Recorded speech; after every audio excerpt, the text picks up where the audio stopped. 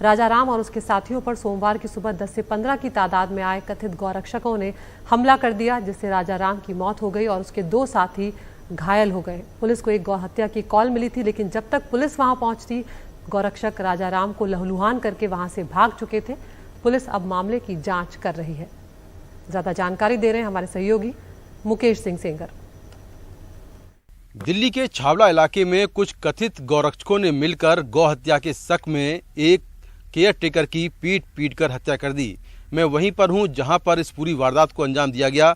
ये छावला इलाका है और यहां सुनसान इलाके में ये फार्म हाउस है, जिसमें 40 साल के केयर टेकर राजाराम अपने परिवार के साथ यहीं पर रहते हैं। आरोप ये है कि सोमवार सुबह तड़के पुलिस को ये जानकारी मिली कि इस फार्म हाउस के अंदर गाय काटी जा रही हैं, लेकिन जब तक पुलिस यहां पहुंचती उसके पहले कुछ कथित गौरक्षक यहां पर पहुंच गए और उन्होंने राजाराम और उसके 2 साथियों की पिटाई की।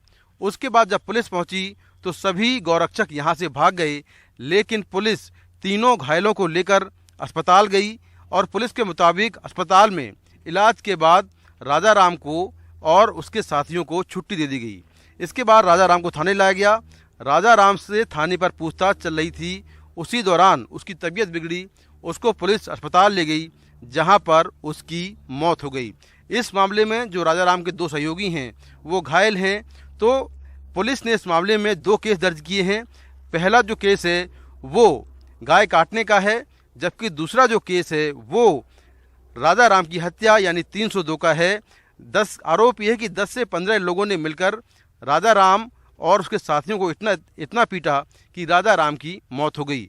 राजाराम पिछले कई सालों से अपने परिवार के साथ यहीं पर रहते हैं।